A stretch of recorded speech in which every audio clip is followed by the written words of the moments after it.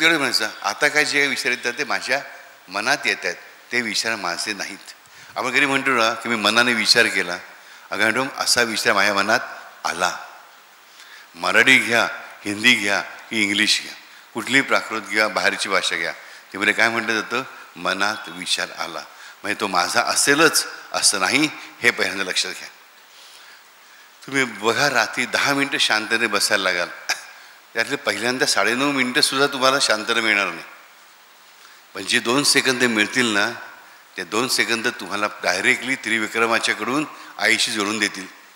Immediate 2 सेकंदसुद्धा बघत बसू का, किती वेळ किती वेळ किती वेळ किती वेळ, बापरे किती वेळ मी सायलेंट होतो. छे, असं बघायचंच नाही, ते बघण्याचं काम आईच आहे, त्या त्रिविक्रमाचं आहे, आपलं नाहीच आहे. आलं शब्द, हेच ते आवाहन, जात वेदो महावह.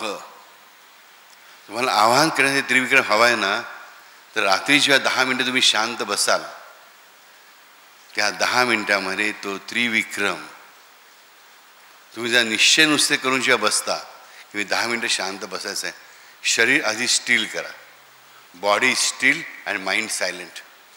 शरीर स्थिर आणि बुद्धी मन शांत. मन शांत होणं आपल्याला एवढं हातात नाही आहे, पण शरीर तर स्थिर करूया. कुठे कॉन्सन्ट्रेट करायची जरूर नाही, कुठे एकाग्रचित्त करायची जरूर नाही, काय नाही. फक्त मनात कुठला मुद्दामून विचार करायचा नाही. हा विचार आला किती दळभद्री विचार असला की त्याला विरोध करायचा नाही. मग आम्ही काय करायचो, त्याची काळजी त्रिविक्रमाला. फक्त तुम्ही या 10 मिनटं बसताना आधी एकच म्हणायचं, काय काय म्हणणार, हरिओम श्रीराम अंबज्ञ.